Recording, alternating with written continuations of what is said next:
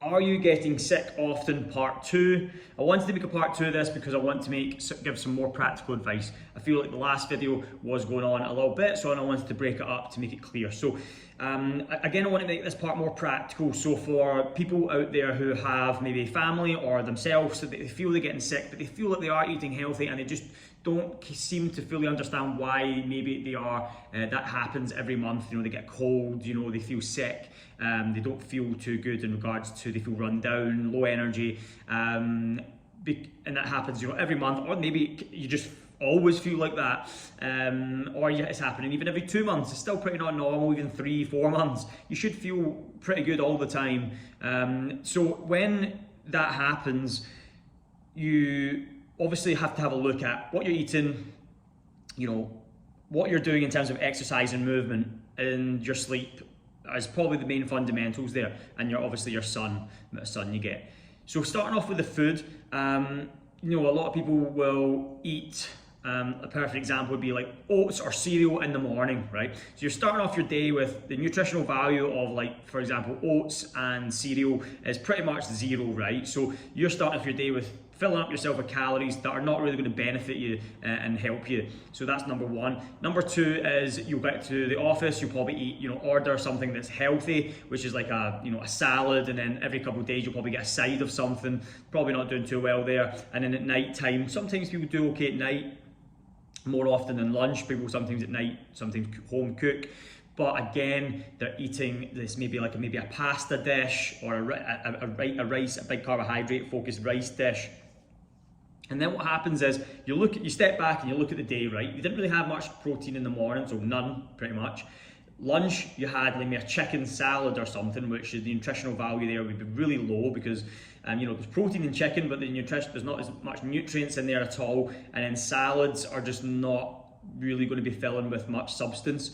And then at night time, you're having like maybe a rice dish that, you know, again, it depends on the person, but you're filling up yourself with not much protein. So you take a step back, you had a little bit of chicken at lunch and a little bit of protein, you know, at dinner.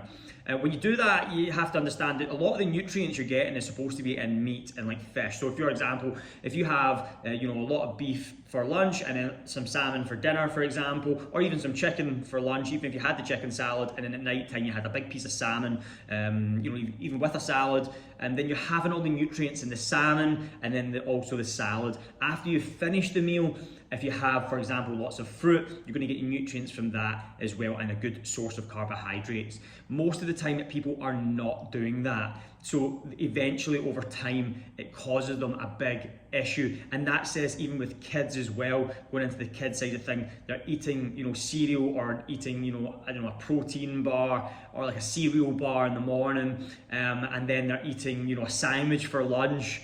And then, you know, and then what happens at night time, again, I'm not always sure what they're eating there.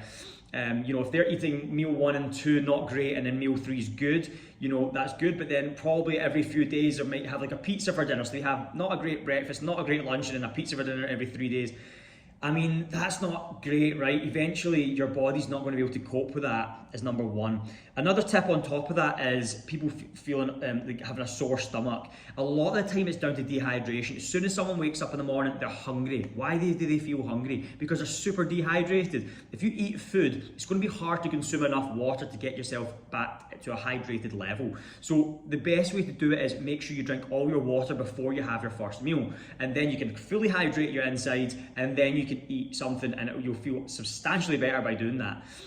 Whereas a lot of people feel sick when they wake up because they've just been so dehydrated from the day before, and then they wake up in the morning and eat food on top of that, which then causes so much stomach, you know, so many stomach issues. So these are little small tips that make such a big difference. It's kind of unbelievable, to be honest. So to summarize, you need to be eating protein, for large amounts of protein for at least 2 of your meals. I'm not saying you have to have eggs every single morning, you know, either just fast until midday, or in the morning you could have oats, but as long as your other 2 meals are big bits of protein, that should be absolutely fine. but you have to understand your main source of nutrients are going to be coming from your protein source. And again, if you're eating far too much chicken, again, your protein source won't be as nutrient based. So you're going to get a lot of your nutrients from like egg yolks, red meat, salmon, these kind of things. Obviously other meats like elk and things like that maybe some people eat. I don't really get my hands on it too much, but these are other things that some people talk about as well. So those are the main sources. Again, when you relate that to kids, again, they should be having the same thing, right? There's not really much different in that regard except portion size. Every human should be eating the same thing, right?